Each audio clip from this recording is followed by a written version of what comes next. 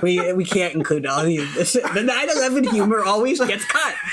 In 1996, Scholastic began publishing Animorphs. Over the next 6 years, Katherine Applegate and her husband, Michael Grant, under the pseudonym K.A. Applegate, produced 54 main series books, several spin-offs, and inspired a TV series, graphic novels, and a cult following. We can't tell you where we live. We can't even tell you our last names. But we can tell you our thoughts and feelings on this series, book by book. I'm Miranda. I'm Eddie. And I'm Chris. And we are the Anidorks.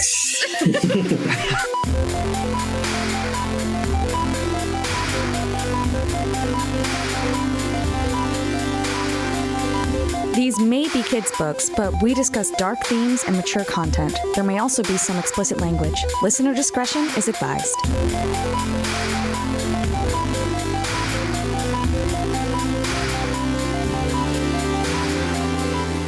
Oh, yeah, guys, Marco's dead. Guys, Marco was, that's right. Marco was a shark in book 4, The Massage, and he got bitten in half. It's called deep tissue massage. and then in this book, Marco, I've never seen somebody who dies quicker than Marco. Like, he does just seem to give in. He just drops dead, this kid. Marco has just exploded out of a bird, landed on the ground as a little lump. It's like the one thing he does. Into himself. Yeah, exactly. Turned back into himself and saw Erek. And Erek, for reasons that we've just learned and are about to learn more about, he really doesn't understand human art. He doesn't understand the edge of suffering and pain that is required for human art and to understand the human condition. Because what he says to Marco is, didn't you used to have longer hair? I was like, how are you getting to the beginning of this chapter? Like, what is happening? He clearly does not understand or appreciate Charise's work. No, I love that. I think you're right. I think I thought you were going right to Hamlet. That's what I thought. So there's Erek standing at formerly little Glop-Gloop Boy Blob Boy Marco. I love little Glop-Gloop Boy Marco. That is hard to say. All right. A girl comes running up, a friend of Erek's, and she wants to meet the Glop-Gloop Boy. She says, who is this? This character is just named girl right now. Yeah. It's what I had faith, Chris. I know you had faith. Girl. Yeah. Anyway, I thought it was like she's going to get a name. They just need a moment. It's an intense scene. I'm just saying in book 4, they came right out with it and said like, oh, that's a dolphin, said Eileen, the minor human. That's true. Well, but I'll also say, Charise. Hey, we've just learned that Erek is not what he seems. Maybe Jenny. What do we know about this girl? She's that's a girl. True. Well, Jenny, I'm actually surprised that she didn't come back in the scene. We'll get there. We're like literally 3 sentences into the podcast. Well, there's a lot that happens here, Chris. So this is Erek's like, Jenny, this is my friend Jenny. Jenny, this is Marco. You know those Andalite bandits? I think this is one of them. Yeah. And Marco's like, I don't know what you're talking about. I'm dead, actually. I've died. Yeah, I've died and gone to heaven. Marco's like overcome with fear that he just got found out, that Erek's about to call over the rest of like the human controllers here at the summer camp. But Erek's kind of acting strange. He's not, he like provides a cover for Marco. Yeah, he seems like unflustered by the fact that he could be an Andalite. Like he's not like horrified or about to turn him in. He's not freaking out right now. No, he's just like, this is one of those Andalite bandits. But it's not an Andalite, it's a human. How interesting. And then you hear the park ranger controllers and the sharing people all running around, and they're like, hey, did you find something over there? It's fine over here. It's just Jenny broke her stupid ankle. Jenny break her ankle. And she does. No. And then Marco's shocked, and Erek's just kind of amused by it. Really weird. There are more things in heaven and earth than are dreamt of in your philosophy, Horatio. And Marco asks, is that Shakespeare? or Letterman? No, I'm just kidding. He asks if it's Shakespeare. And then It's Shakespeare, and he correctly responds that yes, it is Hamlet. And he then has the wild claim that he saw the first performance of Hamlet. Yeah, which is crazy. And then Marco correctly points out bullshit. Yeah.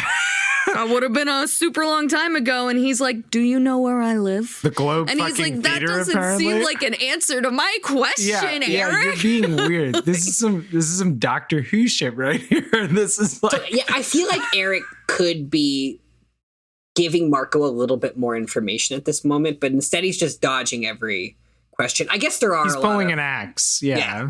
Yeah, he's just being vague. He's just being like, listen, I'm not turning you in. That's my word. That's how you trust me. Even though I'm giving you literally no information, I'm just going to be like, oh, it's all going to be fine. We're not enemies. I can tell you that. He's like, don't like that. But it's also like, I think Erek being the one who has not almost died recently is better clocking the environment for like how much time they actually have. And he's That's like, true. he's like, okay, like, He's staying calm under an intense situation. I want to show you that I know what I'm talking about. I want to give you a reason to believe me, but I can't explain everything right now. Do you know where I live? He invites Marco and the other Animorphs to come over. Yeah. And they'll talk. Yeah. Yeah. And I probably think- play Dreamcast or something. I was like- forgetting, but Marco is like on the ground through this entire conversation. Yeah, he's on the Like, ground he the doesn't get up. whole I guess time. to provide cover from anyone that might see them. Right, Like, right. by the end, like Erek is like squatting down, talking to him, and I think you read it kind of as like a power thing, Chris. Which Well, I guess is the case, but I don't think Erek was trying to dom Marco or to control the situation or to like impose. I'm serious. I don't think he was trying to impose in this situation, but the authors are trying to convince me of something by including the fact that and so what they're Right. trying to say is that like this person is to be trusted because he could have killed us already. And I get that, but like I kind of also feel like they lean into Marco's powerlessness. Like he's on the ground. yeah, with the dirt. exactly. Yeah, and I think exactly. they do that Yeah. to sort of keep us wondering, Yes, right? Because yeah. we know that we do actually have a reason to trust this person, but we also know that like he's scary Yeah. Yeah. and he's not being forthcoming. Yeah. And he is So like, far. he says, like he squats down in the dirt next to Marco and says, Marco, if I gave you to Visser 3, he would get the names of all of your friends from you. I know you're a brave person. You'd have to be to do all you and your friends have done, but you are not brave enough to survive the Visser's torture. You would. So he's like, also, he's bringing something in like the Visser would torture you. And it's Yeah. very intimidating. Yeah, he's like interaction. scaring him. Yeah, it almost feels like a threat. It's the if I wanted you dead, you'd be dead. And like that's never a friendly thing to say. No, exactly. And I think that's what I was latching on to. Yeah. And then Marco, as he like puts that all together, he has a really silly response. He's like, well, I guess we'll be there. We'll meet you at your house. I mean, I guess we don't have a choice. You have us by the ... You have us cold. And I want to know so bad what that noun was. Like, what was that noun? You have us by the... You don't think you know what it was? What was it? The dick? There's a couple options. Tail? But Spider I would leg? say The web? probably. Are you just being an ass? I'm not actually being an asshole. I don't Marco get was it. going to go for short and curlies. Because of the hair? Short and curlies? There's two ways to read this phrase, okay? Okay. The I don't original get it. I thought I was on the intention of same page, phrase, but- the original intention of the phrase to have someone by the short and curlies supposedly is to mean to have someone by the hairs at the nape of their neck, Okay. which tend to be short and curly. But it has been taken to mean having hold of you by your pubic hair. Right. But is the reason You why have he's us by not the going to short and say it? curlies. Oh, because it's a kid's book. But the reason why he's not going to say it is because of his short hair? No, he doesn't want to say it because Erek doesn't have hair and he knows that now. Are you for real? Like, you're saying that this short and curlies phrase is so common. Oh my God. I don't Google feel have them by the Yeah, of course. or short hairs. Have them by the short and curl. Oh my God. It's a really common phrase. I've never heard And it. the I've third never question that heard comes it. up, does short and curlies mean pubic hair? I don't think I've heard it either. This is amazing. I hear this. Eddie thought that he had a one-up on me, and you just like. I didn't think I had a one-up on you. I just thought I thought it was balls. You can also you can have someone by the balls, but I would think at this age, I feel like Marco, being the wry son of a gun that he is, that's the phrase he'd want to go for. Well, I guess to me, like I assumed they were doing a censoring joke where if you got it, you got it, but I really didn't get it because the idea that he would say balls, like that makes zero sense. And so then he says, "You have us cold." Like it's like, what am I missing? And I was missing something. The answer to what that phrase exactly means is it's always been in my head. I can't move without hurting myself. You're really confident that it's not about his haircut and that's why he doesn't want to say it? Because you have us by the short and curly. He means the Animorphs. But doesn't he have short and curly hair right now? We don't know how curly it is, but He's kind of long on top. He's got curls. Yeah. Right. I don't know what I'm basing that off of, but I don't know what I'm basing that off of, but I like him in curls. Anyway, let's move on. I'm going to continue my... do we think he censored himself for Jenny? He is a sexist like that. Yeah. Also, I don't know why, but I got the impression that Jenny was younger than them. I don't know. I have no why that so much happened for us on the pages of this chapter. I have no conception of Jenny's age at all. Yeah. Didn't he say young Jenny? No. I'm just kidding. There's nothing. This is my friend, young Jenny. Jenny hurt her ankle. Silly. I'll help her. Her that just makes me like, her petite 8-year-old ankle. I hope her growth plate isn't your whittle ankle. Chapter 14. So anyway, Erek mercifully lets them go. Yes. And now he still doesn't know who any of the others are. He hasn't seen them, but he has seen Marco do the morph. So to speak. The gang talks about it, and they decide that they have to go. They have to go meet Erek. Are we just... First, wait, we're skipping a skip chapter. Dinner with Dad? Because it's actually... I'm just reading the top of chapter 14. They said my dad made chicken for dinner that night and spent the afternoon with my friends debating the message. Yeah, no, I guess you're right. He does say that. 2 sentences in the first paragraph of an entire... like half a page about I just figured I'd hit that before dinner. That's fair. That's important. That's pretty crucial. So, we're having chicken, barbecue chicken, skin on mashed potatoes, chicken. Which I just call lazy. But no, I call them smashed potatoes. But roasted corn on the cob. I love corn on the cob. And apparently this is peak Marco's dad cooking. Premium Marco's dad cooking. But, did you say... No, I don't know. What did you say? What did you actually say? I think the smoke has done something to our brains tonight. I like him hearing everything wrong. I don't know what the deal is, but I am literally like Miranda's saying. But we have no complicated lore to get through tonight, so I feel like we're set. We're premium. I'm sorry, guys. I'm like, it's okay. I said premium. Thank God. With a weird inflection and accent, and then I said, "Did you think I said pre-com?" No, I thought you said creamium. Which I somehow knew, Chris. I don't know how I didn't hear that, but I knew Chris thought you said that. Creamium, prime dream teamium. I don't know why I knew what you misunderstood, Chris. I'm struggling today, guys. I'm sorry. Here, let's go. All right, I'm sorry. Are you a premium member of my OnlyFans, or are you just a regular member? So Marco does not want to eat chicken because he can't stop remembering the throat of the bird that he burned. Yeah. Right. No, and that's pretty upsetting. When you've seen the muscles from the inside, eating them from the outside, don't keep that, Miranda. Definitely keep them. And Marco takes like a moment to appreciate that he has like a nice house again. He's not in the apartment that he was in a few books ago.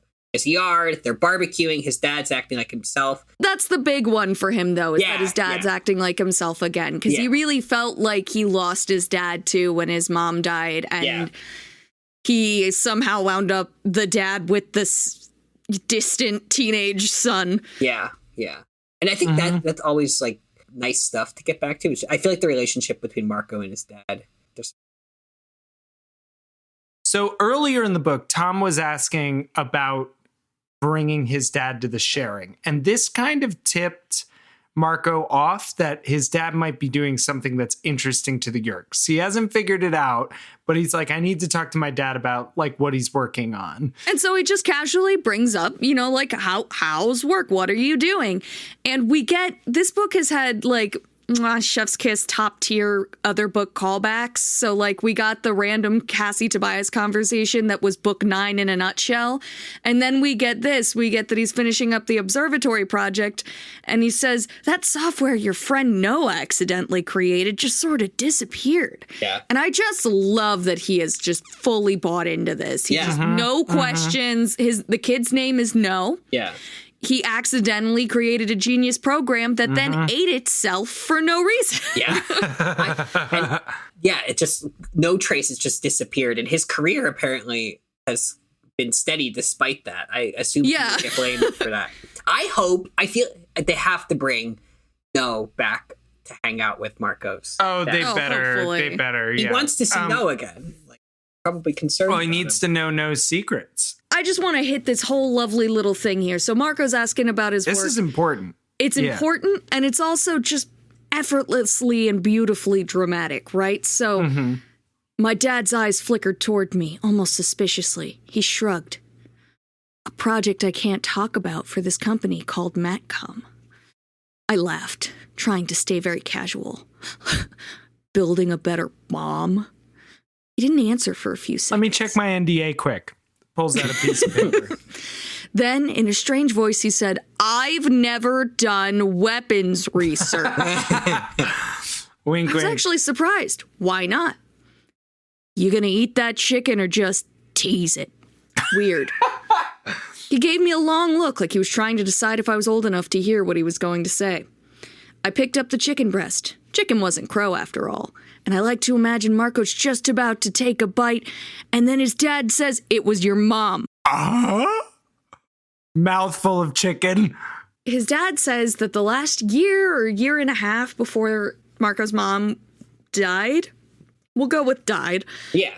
For him. Disappeared at sea. Everything was like wonderful and perfect. Like they weren't fighting about anything. There was renewed love and affection. It was like, mwah, it's so good. And his dad's like pouring his heart out to him about how happy he was during this time. And Marco's like, that wasn't my fucking mom. Yeah, that was Yeerked mom. Yeah, exactly. Like the exact passivity that made their relationship finally like work in the way that he always hoped it would was like that there was a Yeerk in her head who couldn't care less about any of the small shit that petty he squabbles. wanted to, Talk about a conversation that Marco's going to be working through the rest of his life. Yeah. Well, and then if you want to talk about an experience that Marco's dad's going to be working through for the rest of his life, whether or not he ever finds out the truth about what happened to her. Apparently one night he woke up and she was sitting straight up in bed and sounded like she was calling to him from very far away and was like, she said, they won't take you if you stay away from the military. And so he just gets a weird feeling anytime he's offered a military job now. He's not really sure. It's silly, right? It's silly. I should take the military job. The military's good, right? They're good guys, right? The military, yeah. We know from book 2, when the Chapmans are trying to defend Melissa, that they rally to protect her and can muster just enough strength to cause their Yeerks. They're Yeerks. They're the controllers, I guess. I forget about terminology. Again, the nomenclature is confusing. But they were able in book 2 to fight back and to really make hell. Not much, but they were able to slow them down and get some messages through. Which we haven't really seen again, right? Like it's just That's true. We have not seen it since. And but it is like you imagine a Yeerk like it thinks, hey, we're both going to sleep here. And then like you wake up in the middle of the night and it's like, wait a second, why are you sitting up? So just for it says I had some idea just how hard it had been for my mother to say that. So when she said they won't take you if you stay with the military, sometimes when there is some terrible need, the human being crushed beneath the earth can force its way out. It can seize control for a few seconds. They say the price the human host pays is terrible. The Yeerk has mental tortures it can carry weeks. My real mother, had struck when the Yeerk was distracted and for a few seconds regained control. Yeah, so it's interesting. I never thought do the Yeerks sleep. So they put the human host to sleep. What is the Yeerk? Is it kind of like the TV thing where the Yeerk just has the human host lay down in bed with their eyes open? Like I think probably the Yeerk has to sleep for the body to function properly, and that's probably like the most dangerous time for them. But is the Yeerk putting the human to sleep, but the Yeerk stays awake? It seems like the Yeerk would fall asleep too if it. Right? Or you? Yeah, the Yeerk's got to take a little nappy nap. That's why they're like a little blankie. It also could have just been like the day before they were doing the Kandrona pool. Yeah. And that could have been why it was weaker. Yeah. It could have, you could be right, and it thought if the human consciousness is going to sleep, I don't have to worry. I don't have to pay attention, and it was just like zoning out. Playing solitaire or something like that. Yeah. It's like when you have a day off and the kids are at school and then the principal calls and it's like your kids were telling them not to get a job with the military. Yeah. Well, so this is the other. I couldn't tell from reading this if the Yeerk caught on to what was happening, or if the Yeerk is asleep, that somehow she managed to speak to the dad. And I know this isn't actually that important, but it's just like You're right, interesting. though. There's nothing about any sort of retaliation that the Yeerk did. It's not like she said that one night and then the next day she was like, I can't believe I said that weird thing about the military. Haha, you wouldn't listen to me about that, right? Yeah. Like, just never listen to me when I speak in my sleep. Saying nonsense. She buys honestly, him. That's a good rule for me. Yeah, but that Marco does say to say the price the human host pays is Yeerk has mental. I think there is like an implication. Marco seems to at least be drawing this thing that his mom probably paid a price for that. Yeah. Mm-hmm. Yeah. They were probably fighting her really hard, and we don't know how soon after that they made her disappear, because who knows, maybe she was learning to fight them better. You know, I'd be flattered if I were Visser One. I'm just saying, I'd be like, if somebody was like, wow, we Yeerked this kid and damn, let's take this kid straight to the top. Like It's interesting. Why? We did say, like, at some point, it's surprising that they didn't just Yeerk Visser One's host husband. Like, if they... and son. Like, that they didn't just do the whole family. Yeah. But so I like that they're at least going towards that. And it's like, oh, they thought he was a loser, and they made sure she made sure that he stayed away from jobs that be enticing. So what was her job? Was she working on missiles? Yeah, I don't know. We have not yet had any sort of explanation as to why they chose Marco's mom, what made her compelling. Like, was she just in the wrong place at the wrong time? She must have been working on something like top secret. She was a spy. Yeah. She knew government secrets. Yeah. It is funny that through the parents and other characters, we can identify who the Yeerks want in this city, who they don't want. They don't want the weatherman. I guess because he has no actual control over the weather. Like, they maybe tried and then realized he's a total, like, himbo. Yeah. And they don't want the single mom lawyer. Yeah. The dolphin trainer. Single female lawyer.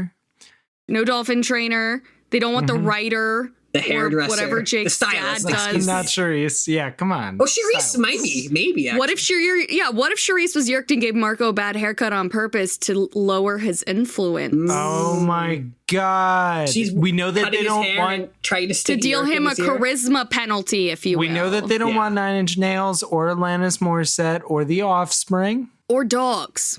Veterinarians? No. That's who they should want. They should be aiming... directly for, especially now, with the Andalite Cassie's bandits mom on the should list. be but like Mondo target. Mondo Target. It is a huge flaw of the Yeerks that they have not. They've seen all these animals. They're like this incredibly diverse animal population in this one area of the United States. Where could they be coming from? This incredible zoo that has like an amusement park but they never think to look there. It's pretty unreal. Yeah. Maybe Visser 3 hasn't taught them how you get morphs. He doesn't want to give He must have. Chapman knows. He's conflicted because it's Ciro's kindness, you see. Oh, right. Yeah, his Andalite. It's the one thing that Aloran can actually do is try to keep him from breaking Ciro's kindness. So, We're going to Erek's. Yes. All right, let's go to Erek's. Rachel and Tobias are going to stay outside as backup because we don't fully trust this guy. It's true. Yeah, we can't go all in on Erek. Yeah. All in on Erek? Is that the episode title? I kind of like it. No, it's Creamium. It's got what? Oh, sorry. If you want our premium edition of the Premium podcast, yeah, please sign up on our Patreon and we'll give you the all in on Erek edition. I hope all of the Creamium content gets cut. No, it's all staying. I hate saying it. Why do I keep saying it? Seriously, you're the reason why it has to stay in because now 45 minutes of the content is circling around. We've almost said it as many times as Charise. I said it as a mistake. Anyway, we're not all in on Erek.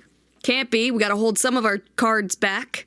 So But I'm all in on Erek, so I'm going in. They're going to be in range for Thought Speak.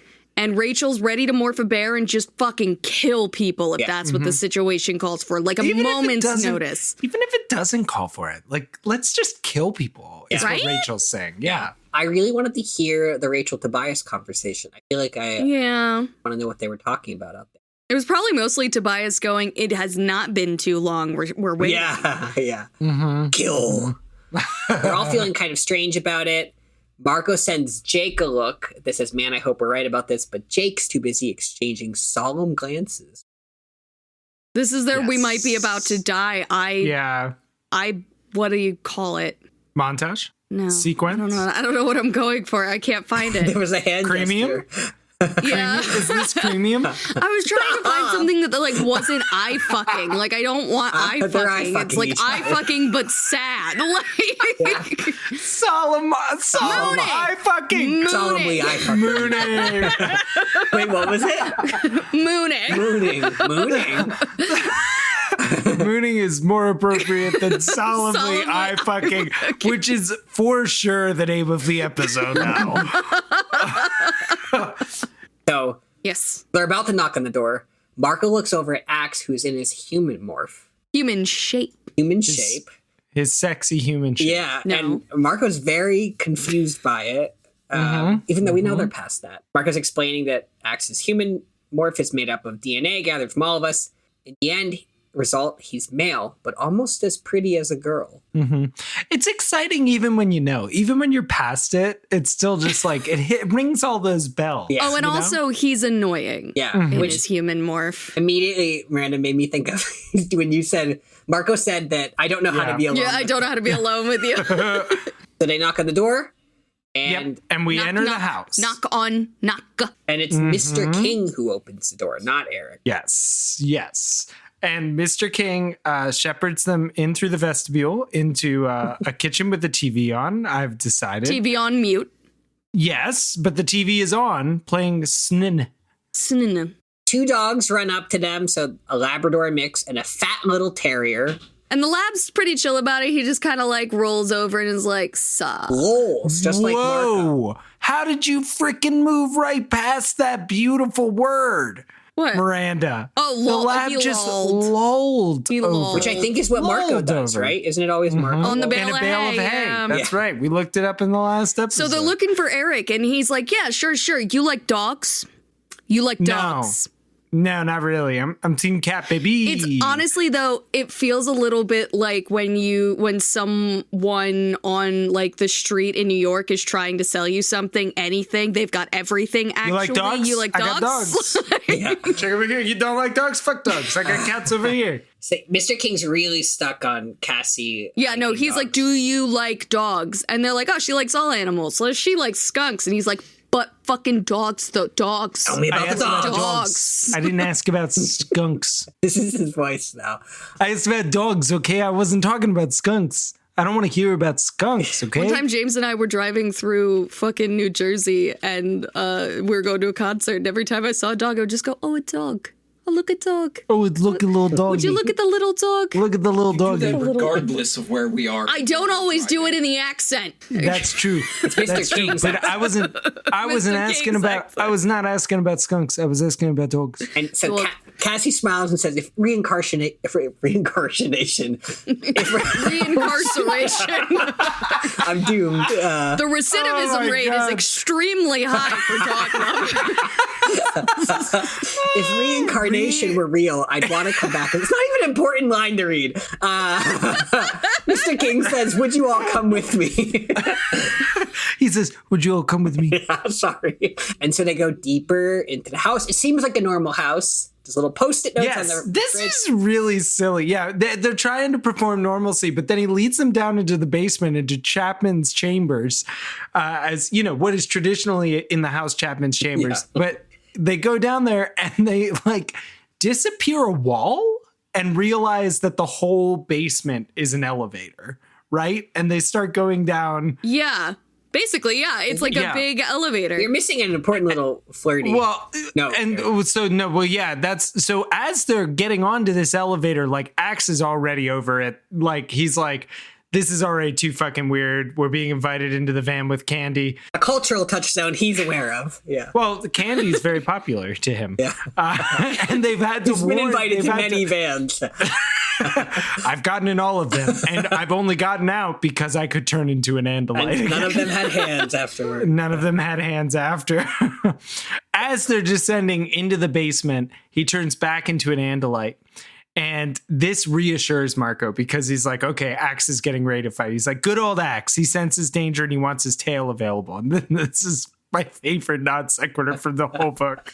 Marco says, I wanted his tail available too. What's so And funny about this is I read that line, he sensed danger and he wanted this tail available, and I immediately went, without looking at the next line, I wanted his tail available too. And then I went down and was like, there's no way that she wrote that line. Like, Happy Pride, everybody. Happy Pride, you fucking animal slave. fan fiction writes itself. Like, It really does.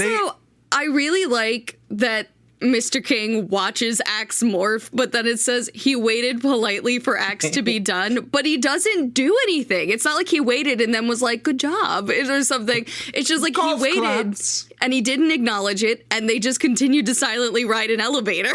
Like, Yeah, waited politely, I think, was that like he must have made some sort of knowing look. Yeah. Like that's the best I can think with what they're trying to communicate there, but it doesn't show, it tells. But it also doesn't It's tell, strange. it shows. It's maybe he's bad. waiting politely for Axe and Marco to finish flirting. Oh, do you think that might Finish be solemnly, it? I fucking, I get it. Yeah. But do you think it's like he was going to say something and then he was like, I'll wait. please. Yes. Cassie says, whoa. Mr. King says, don't be afraid. Marco says, my basement won't No, do Mr. this. King. Mr. King says, "Don't be afraid."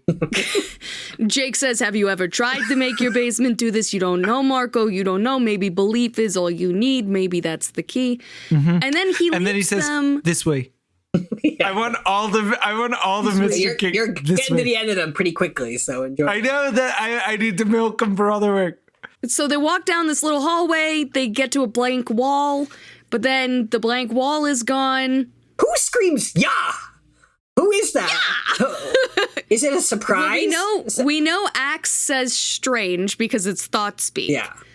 But for ya and no way, we don't have any way of knowing who Could said be that. Cassie, it could be Jake, it could be Marco. One of them's not Reviewing- speaking. If we roll back the But tape, Marco says this is just a hologram, right? And and then I don't it's think it's attributed to Marco. him. I think I think it's Jake. I think it's Jake and Rachel. Rachel's not there.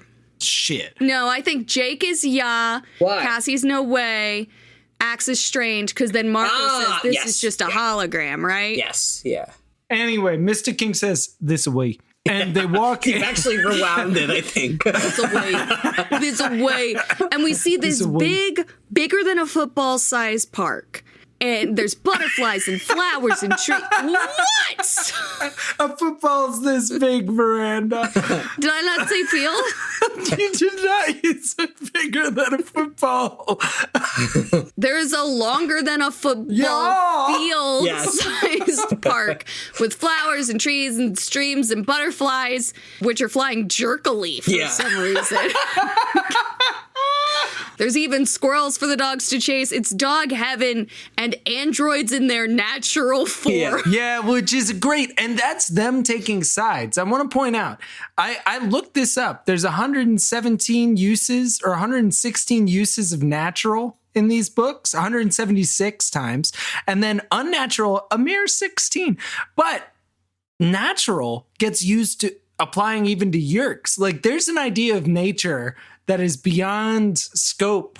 Like, you would think Yeerks it's are just, at least still like an organic life form. This one in particular seems. I think seems they've a little weighed wild, in. I think they've weighed in that they are one of God's creations, even if it's through another species. I think androids are safe. You think Animorphs is taking the "there's a God" stance? Oh yeah. The Elemist. With the Elemist, I guess. Yeah. But are you saying the Elemist is that? Or are you saying God just created that the Elemist? They seem to want to believe that there can be ugliness while there is an overarching, like, they look to nature to prove that there are bad things in a good world, or that there's events balance, all have or their that they place. they all have their place. Right, exactly. I do want to hit that there is Miranda, I don't think you mentioned the sun. There's No, I did not. There was a glowing orb like a sun. That's where the yellow light came from. This all just reminded me. I think it gets compared to a park. It reminds me of the Andalites ship. Yeah, which also got compared to a park. Like, they all have like their own little space that mimics environments. Yeah. A natural environment. Yeah. So these androids in their natural form are sort of like, you know, they've sort of got a muzzle for a face, like we heard about before, stubby fingers, clumsy legs. They're kind of a wobbly race that looks like a dog standing up. And did we mention dogs? Did we ask if you like dogs? Because, gosh, I hope you like dogs, because there are just so many of them. And what are they doing? Maybe 1,000. Maybe 1,000 dogs in this cramped, tiny basement, just wall-to-wall dogs in this park. Yeah. Normal, everyday earth dogs. Every breed, every half-breed you could imagine, running in packs, yipping, yapping, bow-wowing. I thought you were doing the voice for a second. I like, personally, rough roughing. Mm-hmm. I do. I like rough roughing. I'm a fan of rough roughing, bow wowing. This is definitely Marco's narration, because he also says they were chasing squirrels, smelling each other, and generally having a great OLE dog time. I believe it's pronounced ole. Jake, Cassie, and I stood in there with our jaws just hanging open like complete idiots. If Axe had possessed a mouth, it would have been hanging open too, and I would have kissed him. It was doggy heaven. Dogs and robots in a huge underground park. One of the robots came trotting towards us. Trotting is an odd verb choice. It really is. It's very weird. They're sort of clumsy, right? So I sort of like, is he sort of tottering maybe? Yeah. Maybe. And then a hologram shimmered around it, and it was Erek. And he went, now I know you're probably a little surprised, but hi, I'm so glad you came. And they all burst out laughing. And then that's the end of the book. No. That's just how it is. This is when the work begins. Oh. Right. Now we're in chapter 16. Erek just jumps right in. He's like, we are the Chi. And now we learn a lot. CHEE. Mr. King is gone, by the way. Yes, Mr. King left. And it says that explicitly. As though they knew I would make a bad accent for it. It says in the text, Chris, stop doing that accent. Maybe my favorite. Whatever it is. So when Mr. King leaves, Erek brings them beneath a large tree. A little stream trickled by just a few feet away. Oh my Chris's note, this made me have to pee. That made me. Did.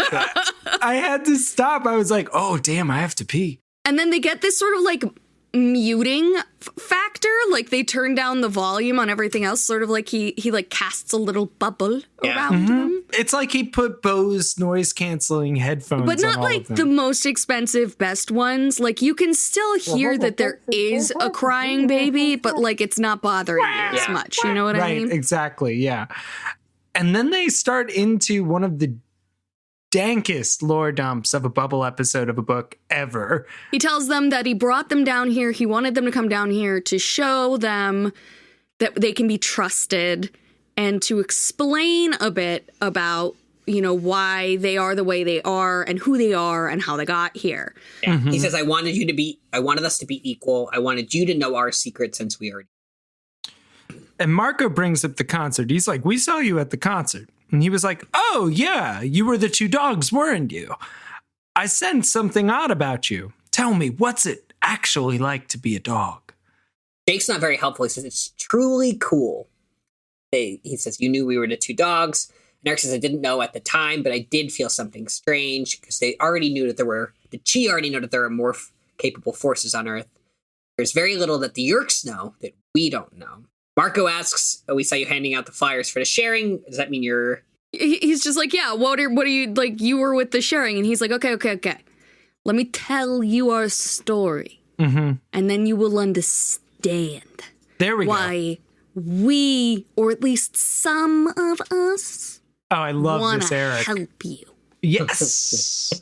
Take it away. Or, I'm sorry, would like your help. Mm-hmm. And so, yeah, Erek, you know, Marco gives him credit. He really knows how to tell a story. He's controlling this hologram and giving them lots of cool pictures. Mm-hmm. He shows them their environment, right? Sends them to another planet where there's two suns and, you know, it's a different color and different trees and flowers and grasses that were nothing like that. Mushrooms, big mushrooms, and little three-legged animals. 3 legs. Why would that work? How would they balance? What do they do? I don't understand. Can I interject here? This is basically what the Ellimist did, right? Like, this is... It's very similar, except the Ellimist seems to have, in some way, actually taken them those places. That's true. Also, the Ellimist showed them their own house. It would be like if somebody showed you a slideshow of your own apartment. Like, that was what the Ellimist did. Someone showing you a slideshow of their apartment. I'm much more comfortable with.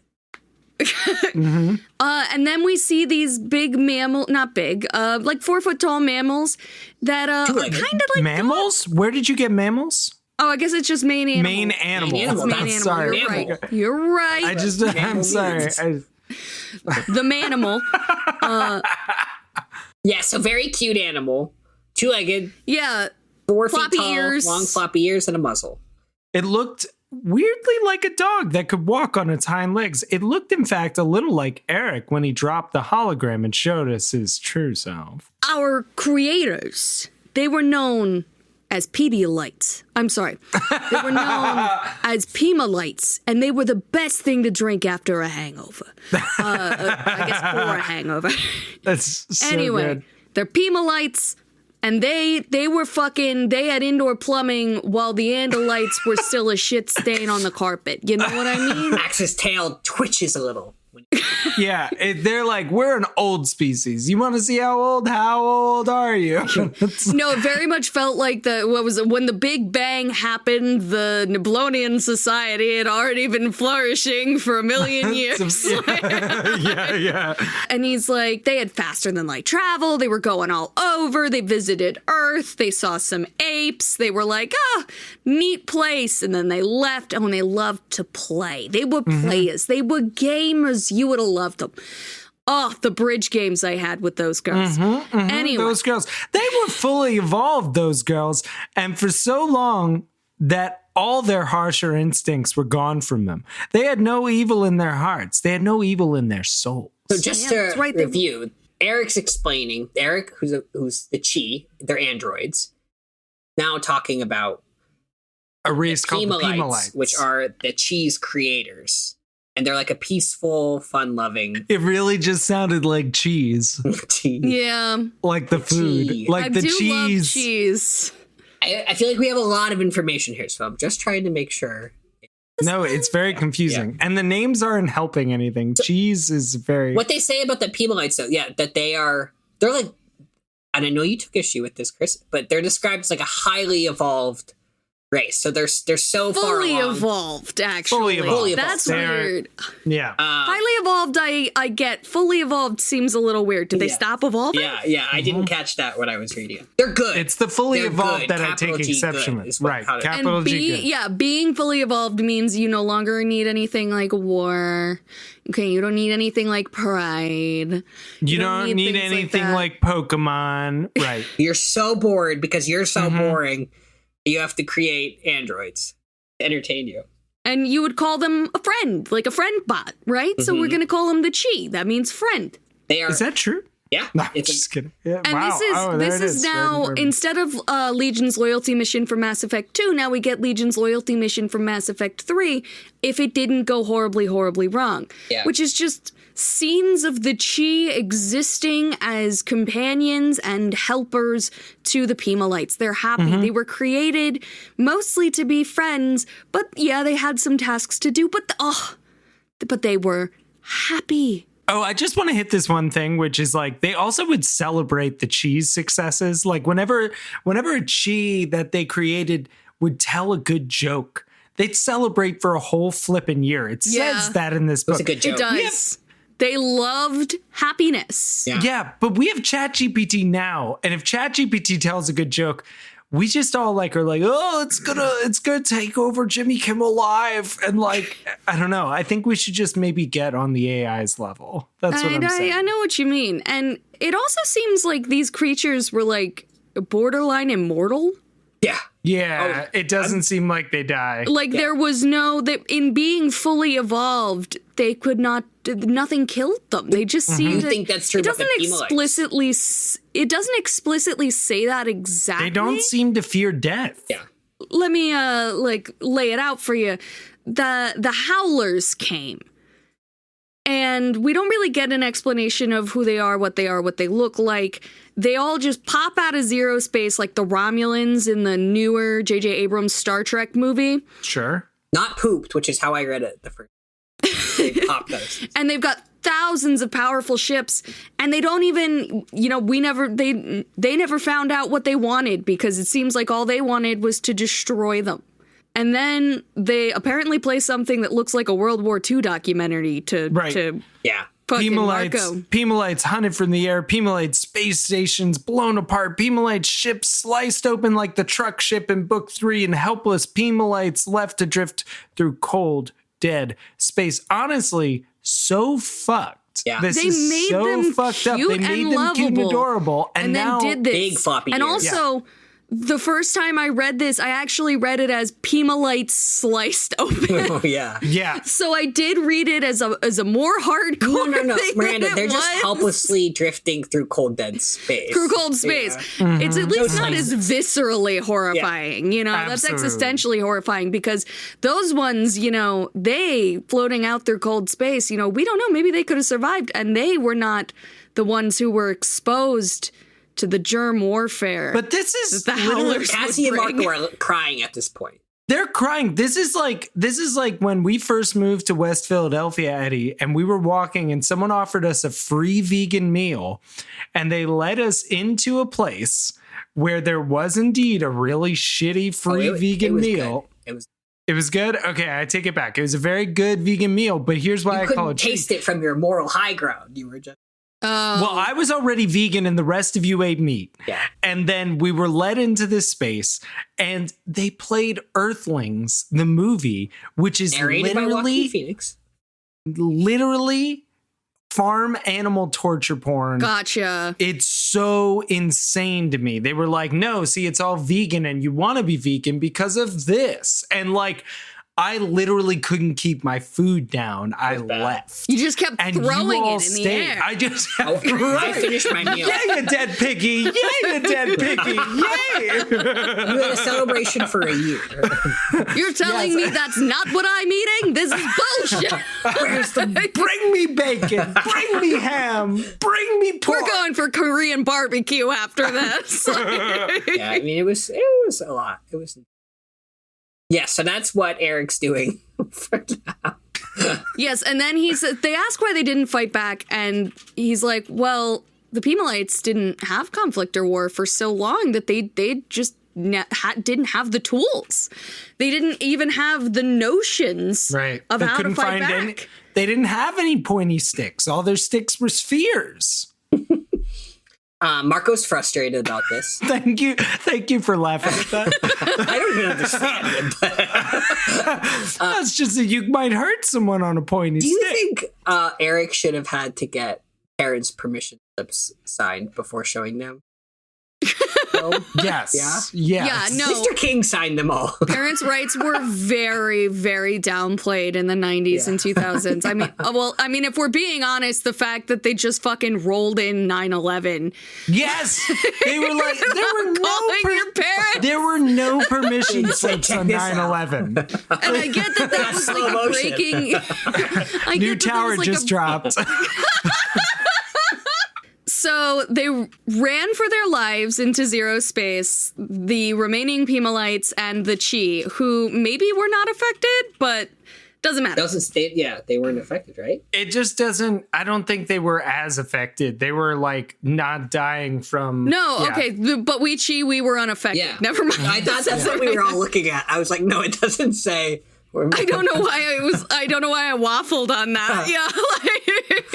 I was like, I was like looking at the wrong paragraph, and so I was like, oh, I guess maybe they weren't affected.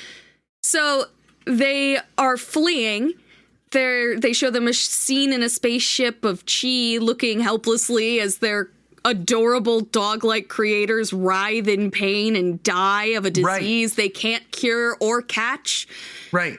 But the big thing is where they're fleeing is a sect of them or a group of them decide to flee to Earth. They're like, Earth was chill. That's like, Earth was a place we might have been able to work with. We haven't been there in monkeys 50,000 years, but it seemed like what could happen in 50,000 years? Let's call our ex. Let's go. Yeah. And you up? Like you up? And the answer is yes, we are all very up here. And they're like, oh my God, they had cities and agriculture and domesticated animals. Hold that in your mind a moment. Yep. Domesticated animals. And then they're like, this is great. I'm thinking cattle and cats. That's true. This is great. Cats aren't domesticated. I didn't catch that they explicitly said they already have domesticated animals, because he says we couldn't save the Pimalites and we were here, so we were looking for something like a species to harbor their essence. I don't know what that means. I get worried and whenever their people start saying decency and their kindness and their playfulness and love. And Cassie immediately is like, wolves. You saw wolves. And he was like, yeah, they looked the most like most like the Pimalites. And they were, playful and kind creatures. So we grafted their essence onto them. You could use a cuter word than grafted, yeah? And from that union, dogs were born. Yes. Created, yeah. Well, and it is like Most dogs carry within them the essence of, not all, but most. I want to know about this not all. Like, I don't understand. Did we put it in all wolves 50,000 years ago whenever they got here? Not all, but most. Wherever you see a dog playing, chasing a stick, running around, barking for the sheer joy of life, you see the remnants of Pimalites.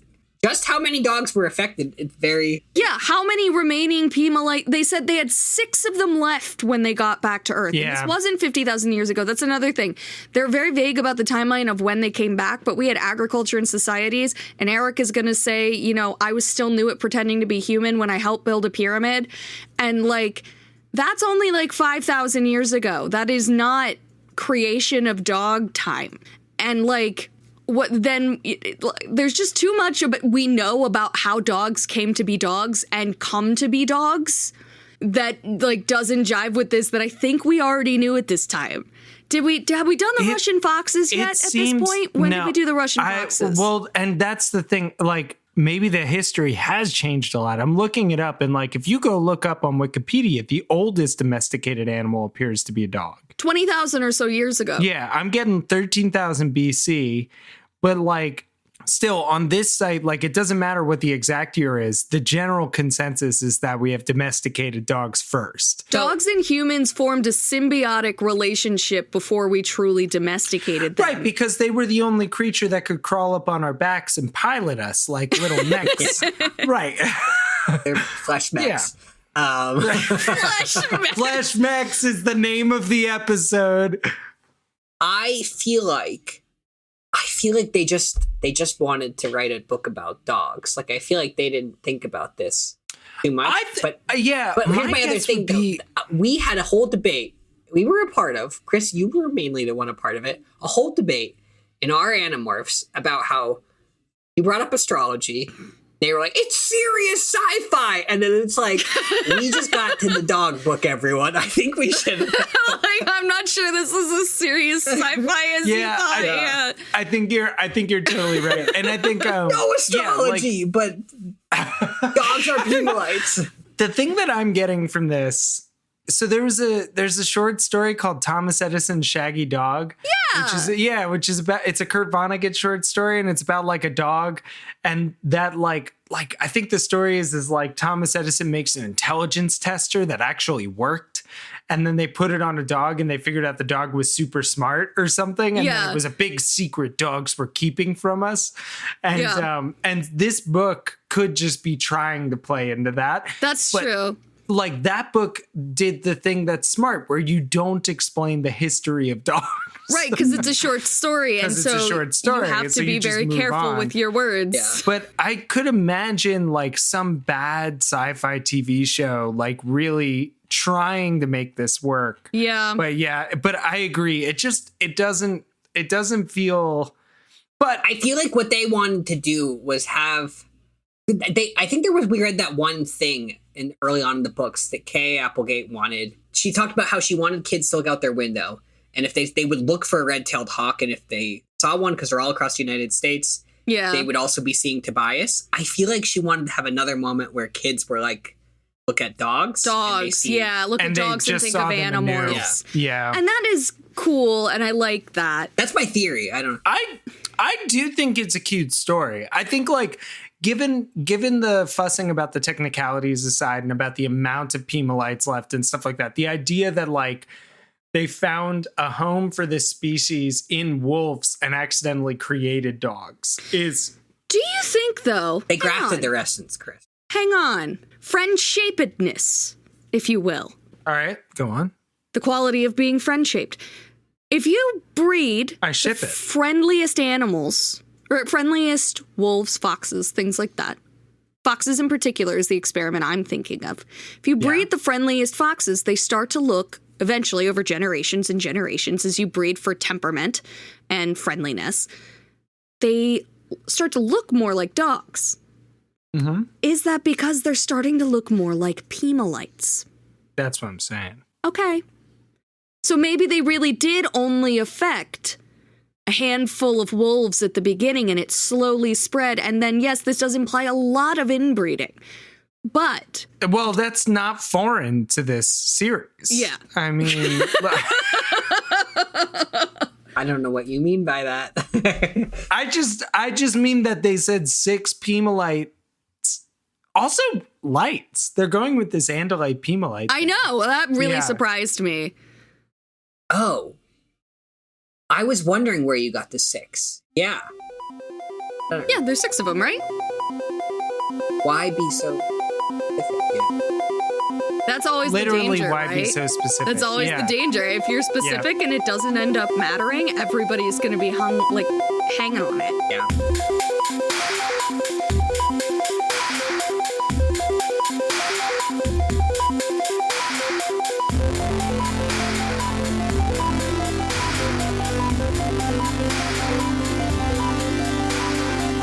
Thanks for listening to Anidorks. We'll be back soon with lots more to say. Until the Andalites return, or at least until next time. See you soon.